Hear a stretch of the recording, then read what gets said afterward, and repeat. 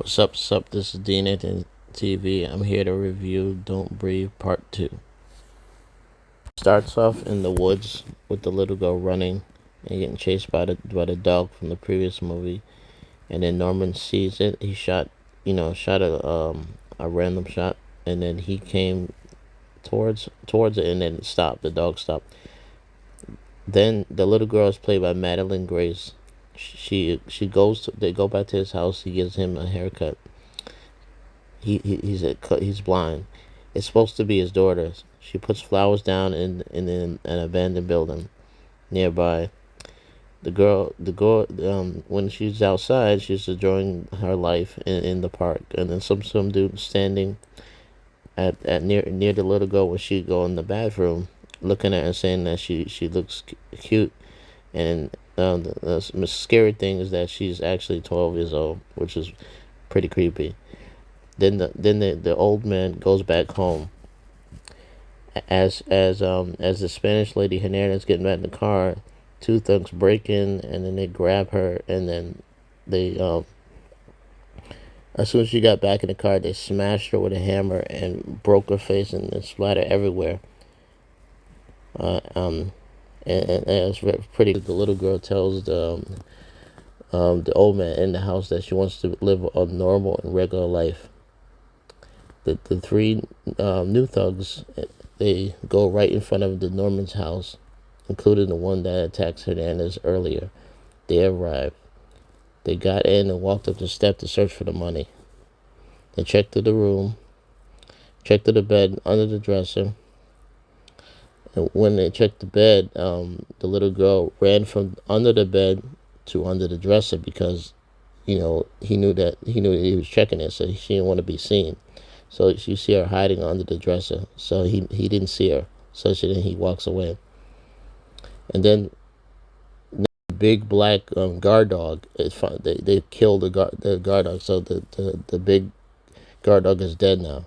One of them coming the little girl about to attack Norman in the garage area, and Norman pushed his hands through the window, and he grabs him through the window, and then the guy drops his gun, and he takes then the thug takes his hammer and smashes Norman in his neck area, and then in his head area, and then the glass is shattering right under him, so he's injured. Then the little one runs into another room. The other dude runs into a garage and looks under the drapery, and then he was looking for the old man. He couldn't find him, so he was looking on. He looked under the car, the side, and then as soon as he looked the other way, the old man comes from behind him, knock him down, put super glue over his mouth so he couldn't breathe, and then one of the other thugs took his little knife and poked him in his cheek so that he could breathe. Crazy. This movie's getting interesting. Then the thug dude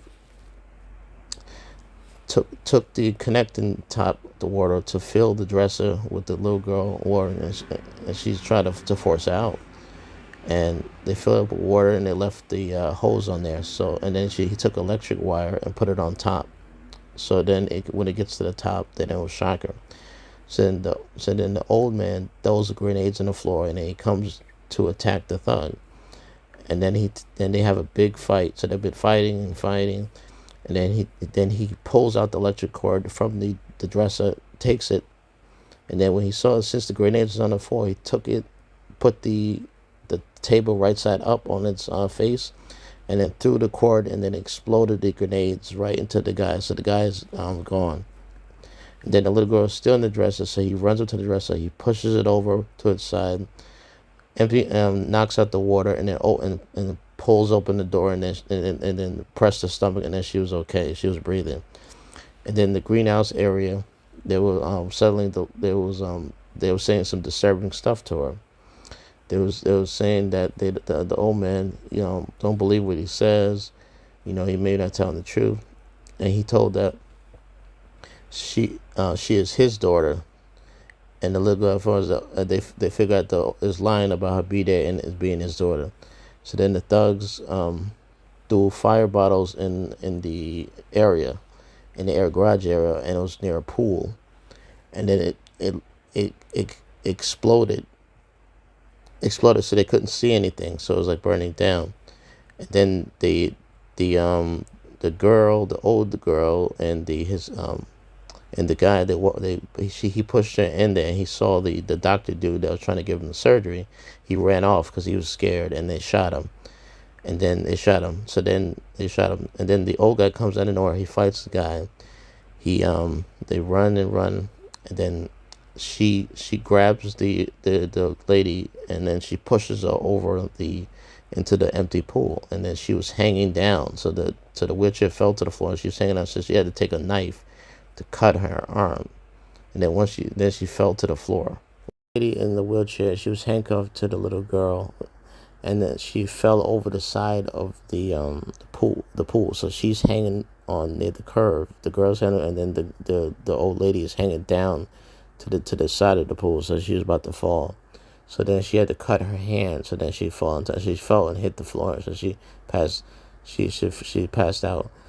And the dude was fighting with the thug dude. The old man was fighting the thug with back and forth, and he took his vice grip and squeezed his head, and he fell into the floor, to the wall. And they took a knife from behind and stabbed him into his chest. And then the little girl comes with the spear and spear him, and the thug. So the thug is gone. And then the guy, the Norman guy, he was bleeding and bleeding. Then he bled to death, and he passed out. He suddenly dies in our arms. And then the last scene is that the Phoenix, the girl, the last scene is she finally goes to school. And then the kids on the stoop, they ask her what's her name. She said her name is Phoenix. So she finally lives a normal life. And it's a good ending to an epic there. I give it an 8 out of 10. Thank you.